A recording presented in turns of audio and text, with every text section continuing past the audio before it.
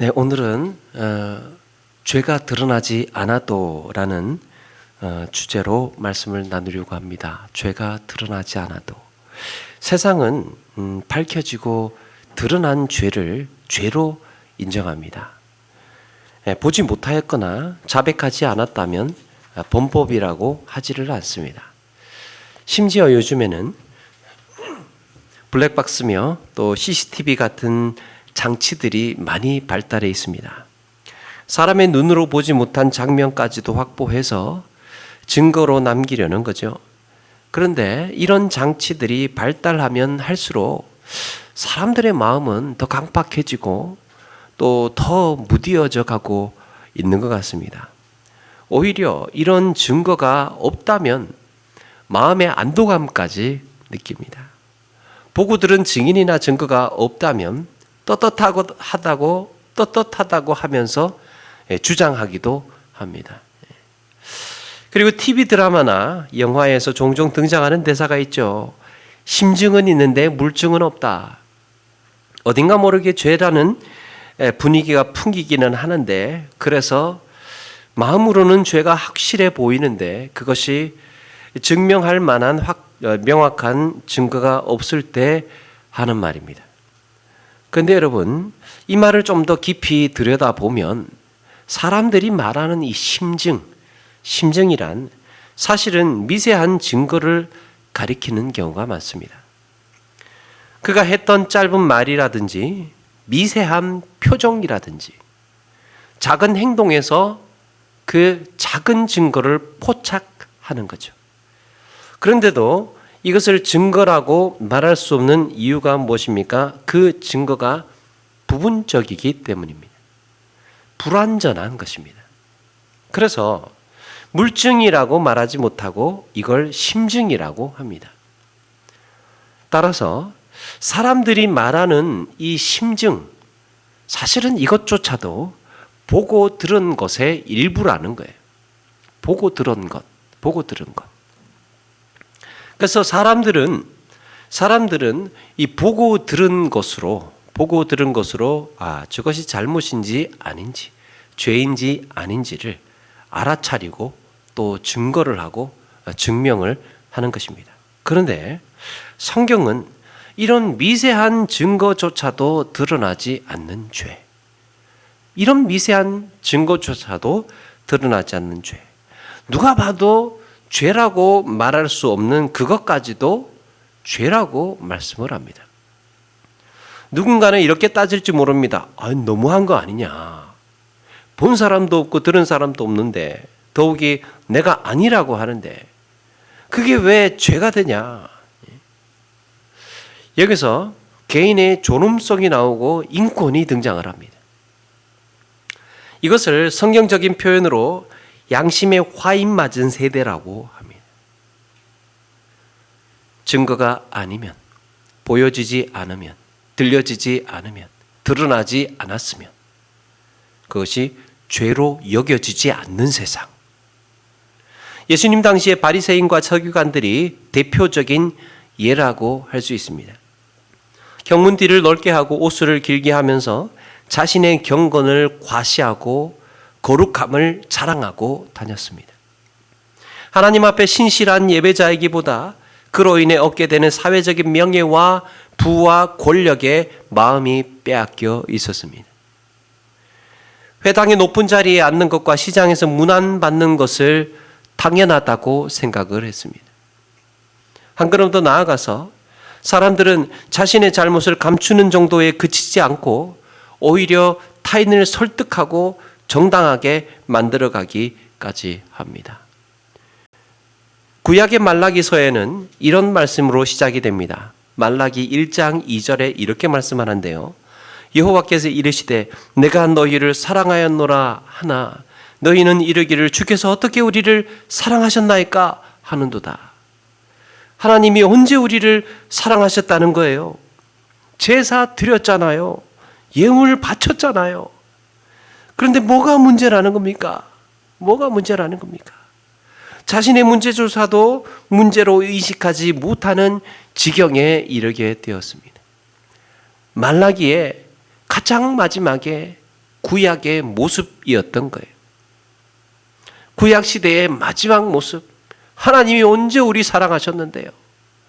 내가 지금 할 거 다 하고 있는데 제사도 드리고 있고 11조도 하고 있고 예물도 드리고 있고 예배도 하고 있는데 뭐가 문제라는 거예요? 라고 하면서 하나님께 따지고 있는 모습이 구약의 마지막 모습이었습니다. 여러분, 사람의 마음이 강팍해져 가는 과정에는 몇 가지 단계가 있다고 생각을 합니다. 처음에는 뭔가 잘못이 있다고 생각이 될 때는 그것을 곧장 잘못되었다고 고백을 합니다. 아, 내가 잘못했다. 내가 이러이러한 이유로 어떻게 하다 보니까 잘못을 저지르고야 말았다. 라고 솔직히 시인을 합니다. 이 정도가 되면 매우 건강한 거예요. 매우 건강한 거. 여기서 한 단계 더 들어가면 수치심, 자존심 때문에 잘 드러내지를 못합니다. 내가 잘못했다고 생각이 되어져도 알지만 수치심 때문에, 자존심 때문에 이걸 밝히거나 고백하거나 드러내지를 못하는 거예요. 부끄러우니까. 그렇게 혼자 근심하고 걱정하고 있다가 누군가가 물어오면 그때 사실 이러이러했다 라고 하면서 털어놓는 경우가 있습니다. 이 정도도 괜찮은 것 같습니다. 그런데 문제는 밝혀지지 않으면 자신이 스스로 밝히지 않는 경우가 있습니다. 밝혀지지 않으면 자기 스스로가 밝히지 않는, 그리고 이런 문제가 반복이 되고 오래되다 보면 떳떳해지는 겁니다. 도대체 뭐가 문제냐는 거예요. 말라기의 그 이스라엘 백성들처럼 오늘 우리가 진지하게 생각해 보아야 할 포인트가 이겁니다. 세상 사람들은 그럴지라도 우리 그리스도인들은 뭔가 좀 다른 시각을 가져야 하지 않겠습니까? 죄의 문제에 대해서 자신의 죄, 자신의 모순, 또 자신의 문제에 대해서 우리는 어떤 태도를 가져야 될까? 단순히 죄의 문제뿐만 아니라 모호한 어떤 건덕의 문제라든지 또 도덕적인 문제, 또 인격적인 문제까지도 과연 신실한 그리스도인으로 살기 위해서 우리는 이런 나의 모순을 정당하게 마주할 수 있는 용기가 있을까? 우리는 어디에 관심을 두어야 하고 어디에 마음을 두어야 할까?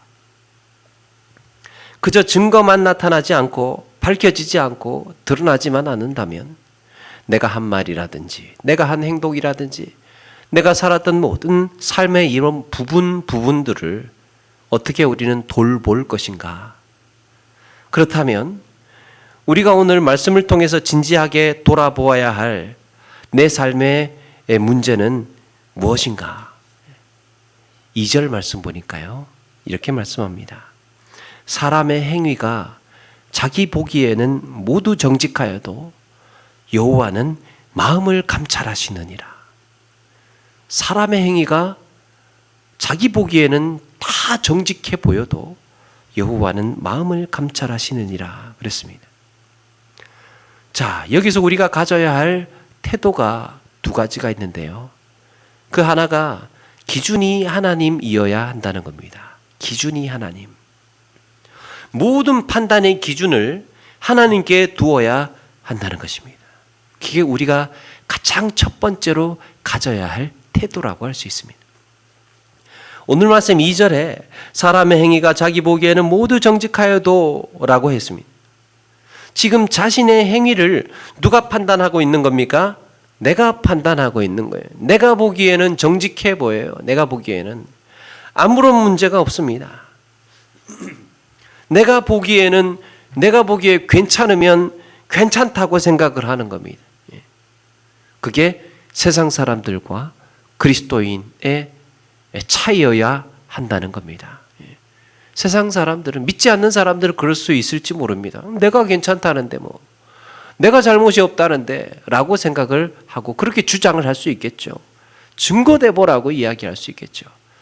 그러나 우리 최소한 하나님을 나의 주, 나의 하나님으로 모시고 사는, 구세주를 나의 주 하나님, 나의 주 나의 하나님으로 모시고 사는 사람들의 마음가짐은 그 기준을 나에게 두지 말고 하나님에게 두자라는 겁니다. 내가 보기에는 괜찮은 것이고 증거가 없어서 괜찮고 아무도 보지 못했다고 괜찮다고 생각을 합니다. 오히려 자기 중심적인 생각이 강할수록 더 완강하게 반발을 합니다. 더 완강하게. 내가 뭐 잘못했느냐는 거예요. 내가 뭐가 틀렸냐라는 겁니다. 그런데 신실한 성도는 판단의 대상이 따로 있다고 생각을 합니다. 하나님이죠. 나의 행동이 내가 생각할 때 아무리 옳게 보이고 나의 말이 내가 볼 때 아무리 정당하고 아무리 합리적이고 상식적으로 보였다 하더라도 우리는 한 번쯤 더 의심해 보아야 한다는 거예요. 야, 이거 하나님이 보셨을 때는 어떠할까? 하나님이 보셨을 때는 어떻게 반응하실까에 대한 두려움이 있어야 한다는 겁니다. 예를 들면 그 모델이 구약 성경에 등장을 합니다. 구약 성경에 욥이라는 사람이 있었죠. 그에게는 아들 7과 딸이 3이 있었는데 욥이 생일날이 되면 욥기 1장에 나오는 이야기입니다. 욥의 생일날이 되면 그 자녀들이 욥을 불러다가 아버지를 불러다가 각각 자기의 집에서 잔치를 베풀었다고 했습니다. 각각 자기 집에서 잔치를 베풀었다. 아마도 제일 큰 맞이가 아버지를 초청했을 겁니다. 아버지 생신 축하드립니다 하면서 이번에 저희 집에 오셔서 제가 잔치를 준비했는데 우리 가족들 다 같이 한번 잔치를 하시지요. 그러면서 초대를 합니다. 그렇게 이제 하루인지 이틀인지 모를 그 잔치가 큰형 집에서 맞이 집에서 끝이 나고 나면 이번에는 둘째가 아버지를 초청하는 거예요. 아버지 이번에는 제 차례입니다 그러면서 그렇게 아버지와 또 가족들을 초청해서 잔치를 베풉니다. 그렇게 각각 자녀들마다 자기 집에서 잔치를 베풀었다는 겁니다. 돌아가면서. 그러니까 이 욥의 생일날이 되면 완전히 축제 분위기가 되는 거죠. 욥의 생일에 이렇게 하였으니까 다른 날들은 얼마나 이 가족들이 그렇게 부요하게 살기도 했겠고 재산도 많았으니까 얼마나 이렇게 먹고 마시는 일에 축제로 그렇게 흥겹게 지냈겠습니까? 그런데 이런 잔치가 끝이 날 때마다 욥은 자녀들을 다 가족들 다 불러다가 성결하게 하고 그들의 명수대로 번제를 드립니다. 각 사람 한 사람마다 위하여서 번제를 드리게 됩니다.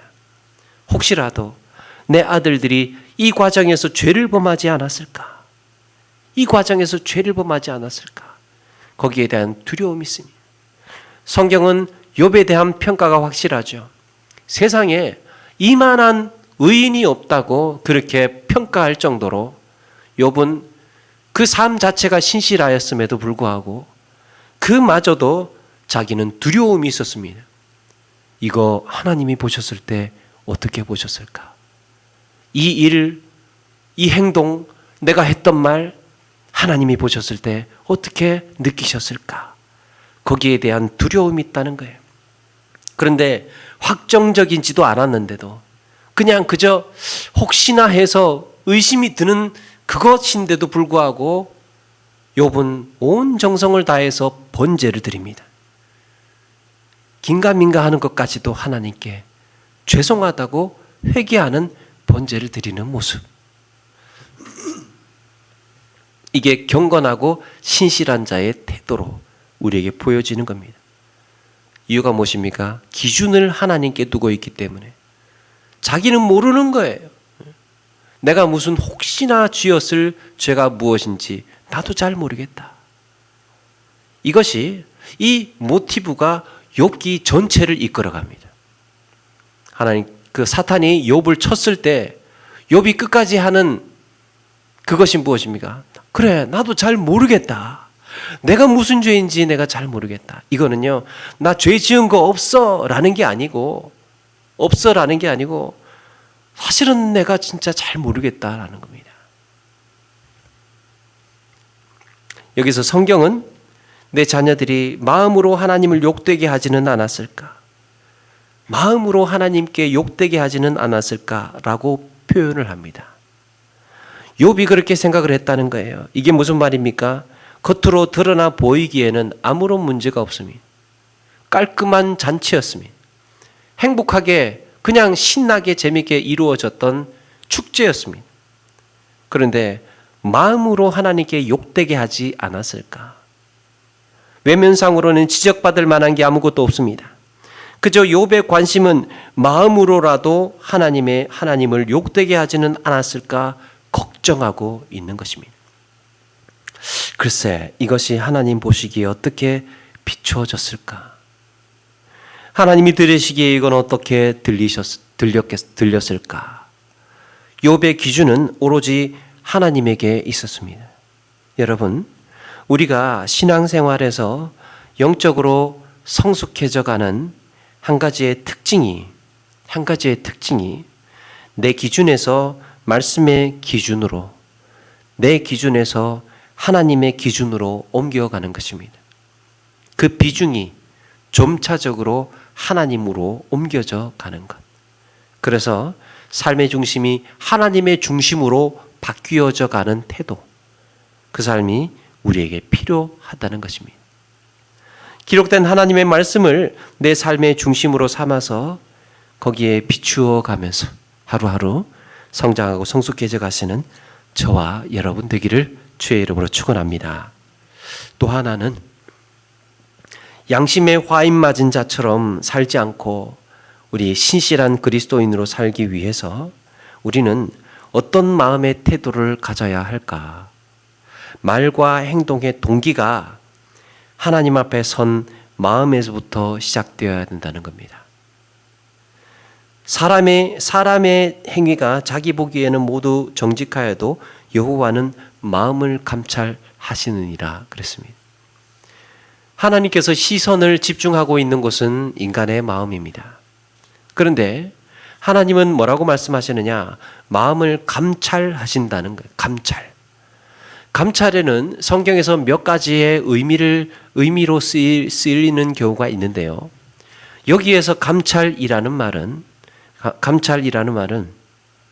무게를 달다라는 거예요. 무게를 달다.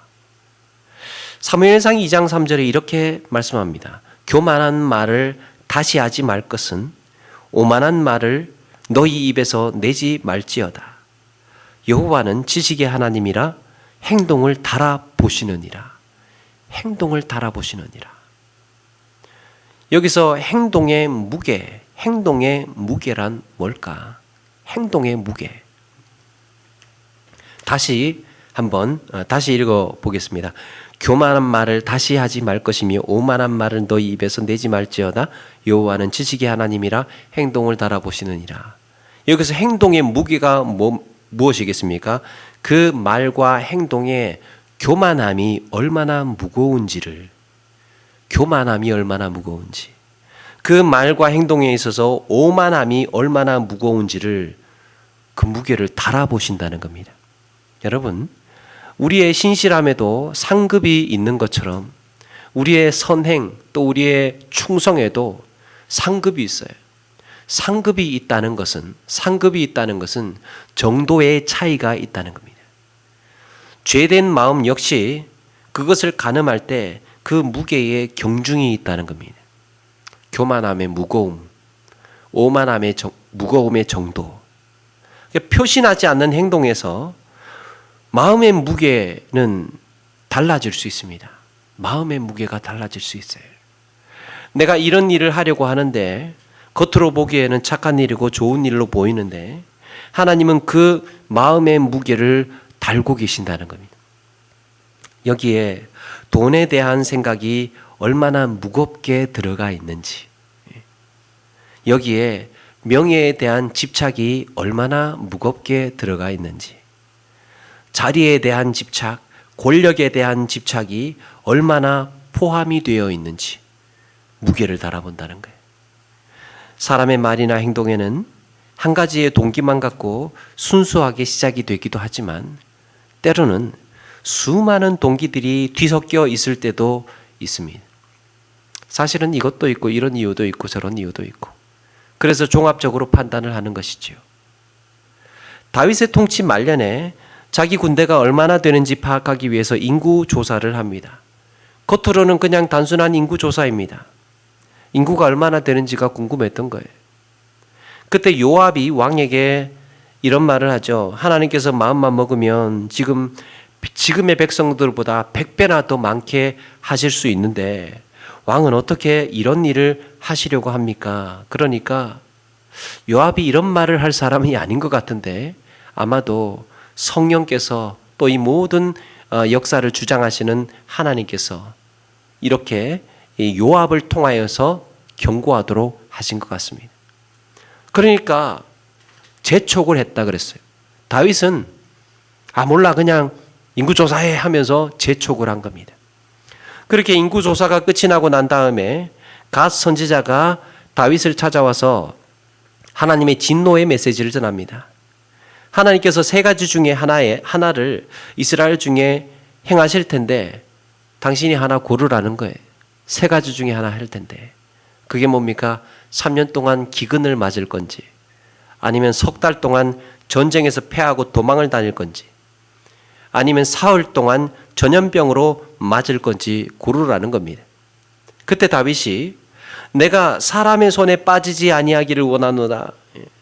사람에게 내가 당하고 싶지는 않다. 그러면서 하나님이 직접 치시는 전염병을 선택을 합니다. 사흘 만에 7만 명이 죽어나갑니다. 혹독한 대가를 치르더라도 다윗은 하나님의 그 직접적인 처벌을 선택을 했습니다. 그리고 하나님의 징계를 달게 받았던 거예요.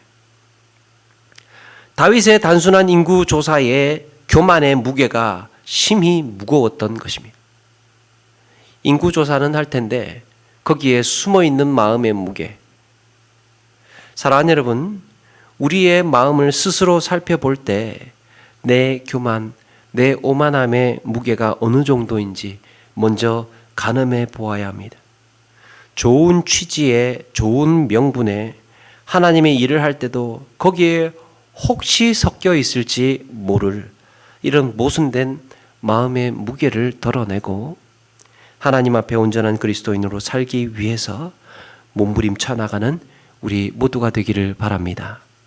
하나님께서 사울에게 아말렉을 진멸하라고 명하신 적이 있죠. 진멸이라는 것, 생명이 있는 것 하나도 살려두지 말라는 헤렘 전장이 모조리 멸망시켜야 하는 하나님의 심판입니다.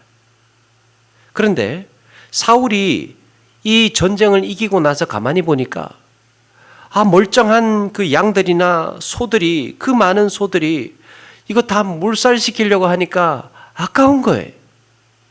탐이 났던 겁니다. 그래서 고민했습니다. 고민하다가 좋은 명분 하나를 만들어냅니다. 좋은 명분. 그래. 하나님께 제사 드려야 되니까 제물로 드릴 짐승들 좀 남겨놔야 되겠다. 짐승들 좀 남겨놔야 되니까. 그러니까 제물을 많이 남기면 많이 남길수록 이 큰 제사가 되는 것이고 성결한 제사가 되는 거고 거룩한 제사가 되는 겁니다. 완전히 뒤바뀌어 버린 것이죠.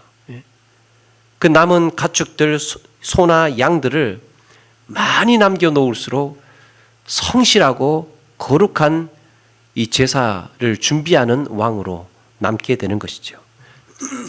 그런데 그 뒤에 마음의 무게는 무엇이 있습니까? 탐이 났던 겁니다. 탐이 났던 것. 얼마나 신실해 보입니까? 아말렉을 완전히 진멸해버리고 거기에다가 제사 드릴 제물까지 남겼으니까 겉으로 보기에는 오히려 칭찬받을 일로 보여줍니다. 티도 나지 않아요. 사람들이 이런 거에 대해서 정말 대단하다 이렇게 생각을 할 겁니다. 그런데 사무엘이 와서 이렇게 말을 합니다. 여호와께서 번제와 다른 제사를 그의 목소리를 청종하는 것 다른 제사를 그의 목소리를 청종하는 것을 좋아하심같이 좋아하시겠나이까? 순종이 제사보다 낫고 듣는 것이 순양의 기름보다 나으니 그랬습니다. 제사 필요 없고 진멸하라고 했으면 진멸해야지 왜 남겼느냐는 거예요. 사울에게 무엇이 문제였습니까? 욕심의 무게가 들어가 있었습니다.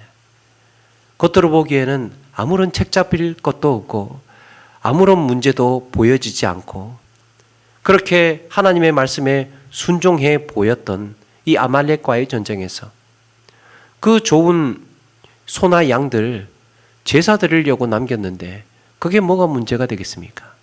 그런데 중심을 보시는 하나님께서 사무엘을 통하여서 그렇게 지적을 하였던 겁니다.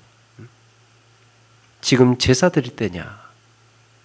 또 내가 이만큼이나 전리품을 남겼다는 이런 명성과 존귀를 얻고 싶은 그 교만의 무게, 이것이 사울에게 들어갔던 겁니다. 하나님은 그 제사를 받지 않으셨을 뿐만 아니라 왕의 직분이 박탈되는 결정적인 계기가 되었습니다. 사울 왕은 그 자리에서 펄쩍 뛰었을지 모릅니다. 아니, 시키는 대로 다 하고 순종 다 했는데 뭐라고 한다고? 응? 봉사했지 않느냐? 예배드렸지 않느냐? 순종했지 않느냐? 도대체 뭐가 문제냐? 이렇게 오히려 따지고 들고 싶을지 모릅니다. 근데 그때 우리 스스로에게 조용히 가만히 물어보아야 할 질문. 여호와는 마음을 감찰하시느니라.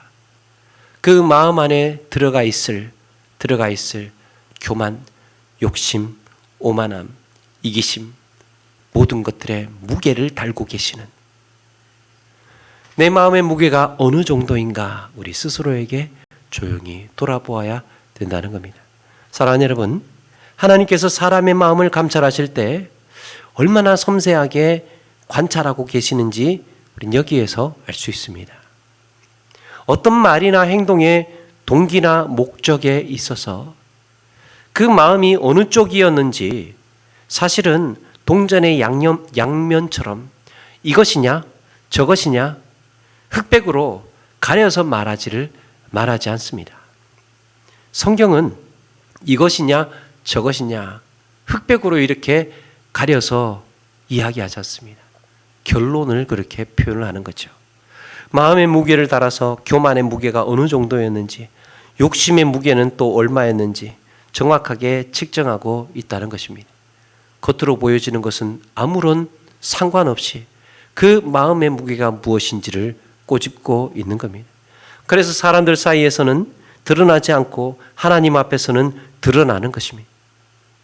그런데 여러분, 이 마음의 무게가 하나님의 은혜를 구하는 기회가 되기도 합니다. 이런 마음의 무게가 하나님의 은혜를 구하는 기회가 될 때가 있어요. 하나님은 밤이 맞도록 자기의 침상을 적시는 다윗의 눈물을 보셨고, 자기 교만으로 두 눈을 잃은, 그래서 한 번만 더 기회를 달라는 삼손의 기도를 들으셨습니다. 오호라, 나는 곤고한 사람이로다. 이 사망의 몸에서 누가 나를 건져내랴. 그렇게 부르짖었던 다윗의 탄식을 하나님은 들으셨다는 겁니다. 우리의 마음의 무게를 내가 먼저 느끼고 정말 말 못한 고민, 말 못할 근심을 하나님 앞에 토로하고 있는 그 순간에 하나님께서 그 기도를 들으시고 긍휼히 여기신다는 겁니다. 사람은 완벽할 수가 없고 완전할 수가 없죠. 그런데 반응하는 데에 있어서는 우리는 선택할 수 있습니다. 하나님이 이 일을 어떻게 해야 합니까? 하나님이 극악한 죄를 어떻게 해야 합니까? 다윗은 밤이 맞도록 침상을 적시는 회개의 눈물을 흘렸습니다. 왕좌에 앉아서 신하들에게 이야기하겠습니까? 친구에게 말하겠습니까?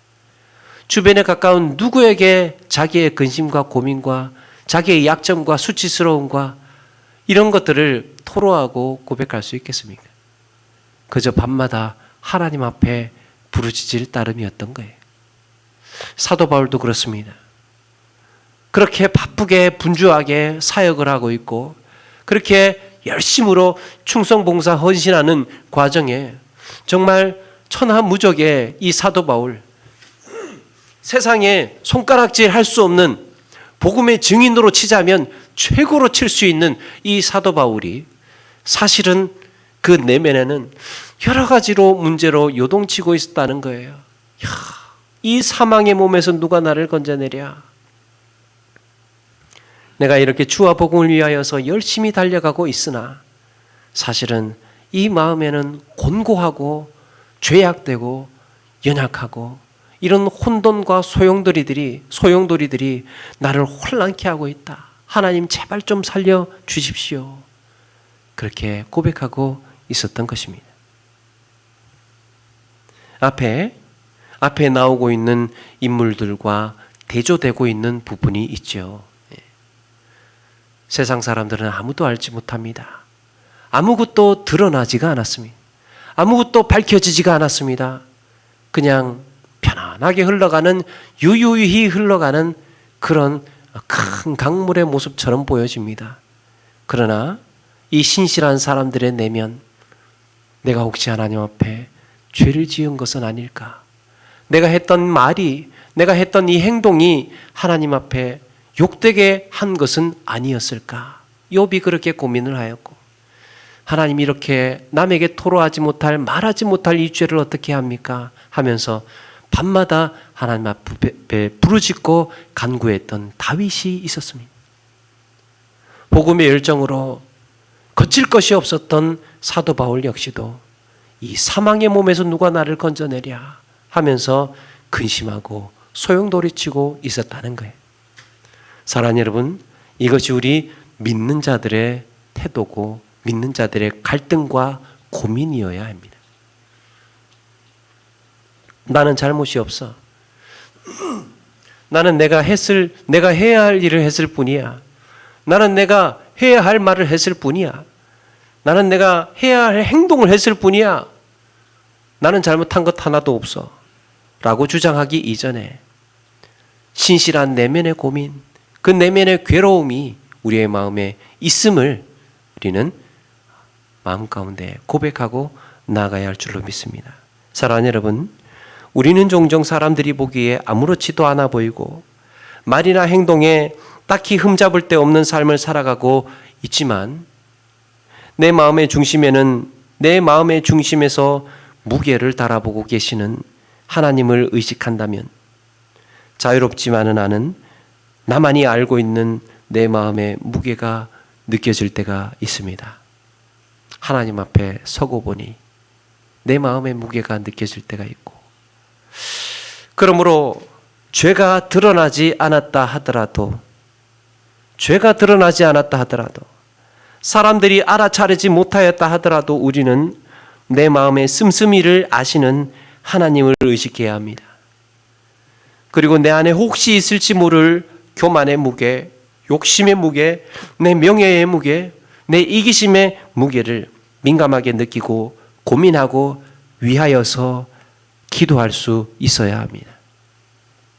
하나님은 바로 그런 자들을 불쌍히 여기시고 회개케 하시고 변화의 기회를 주시는 줄로 믿습니다. 그렇게 내 영적인 감각이 무뎌지지 않고 성령의 감동 가운데에 살아갈 수 있습니다. 남모를 내적인 고민을 진지하게 하나님 앞에 내어놓고 부르짖는 가운데에 우리는 성장해 갈 것입니다. 남모를 근심, 남모를 고민, 남모를 연약함을 사실은 하나님 앞에 내어놓고 부르짖을 때에 우리는 긍휼히 여김을 받을 수 있습니다.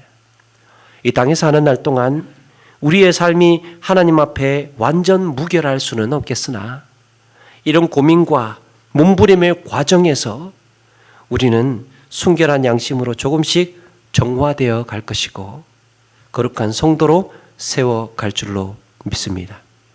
말씀을 마칩니다. 드러나지 않아도 탄식할 수 있고 드러나지 않아도 아파할 수 있는 양심, 죄가 드러나지 않아도 먼저 괴로워하고 회개의 자리에 나아갈 줄 아는 지혜. 아직 아무도 알지 못하고 아무것도 밝혀지지 않았으나 하나님 앞에서 눈물을 흘릴 수 있는 그 신실함이 우리의 삶에 필요할 줄로 믿습니다. 그런 그리스도인으로 살아가시는 저와 여러분 되기를 주의 이름으로 축원합니다. 찬양하겠습니다.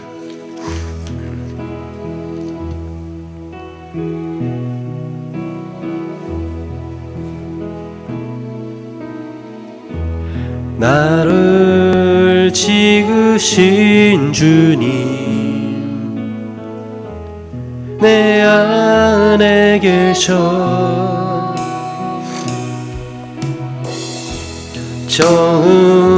처음부터 내 삶은 그의 손에 있었죠. 내 이름 아시죠. 내 모든 생각도 내 흐르는 눈물 그가 닦아 주셨죠. 그는 내 아버지, 그는 내 아버지, 난 그의 소유. 내가 어딜 가든지 날 떠나지 않죠. 내 이름 아시죠. 내 모든 생각도 아바라 부를 때 그가 들으시죠. 내 이름 아시죠. 내 이름 아시죠. 내 모든 생각도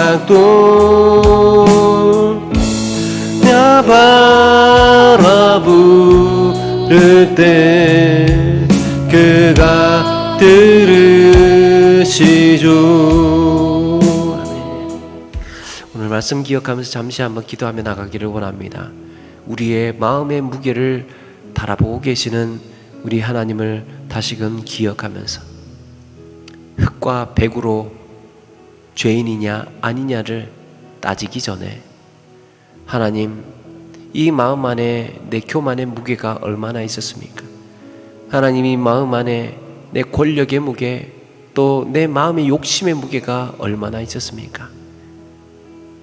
우리의 살아가는 모든 삶의 순간순간들마다 하나님, 우리 이 문제에 대해서 또 진지하게 고민하고 또 돌아보게 해주시고, 혹시 있을지 모를 하나님 앞에 하나님, 이 부정한 마음의 무게를 하나님 앞에 내려놓습니다. 불쌍히 여기시고 긍휼히 여기시는 가운데에 하나님, 우리의 삶이 조금씩 그렇게 성화되어 정결해져 갈 수 있도록 은혜 베풀어 달라고, 우리 신실한 그리스도인으로 살겠습니다. 경건한 신앙의 삶을 살겠습니다. 우리 다짐하고 고백하며 잠시 한번 기도하며 나가겠습니다. 같이 기도하겠습니다.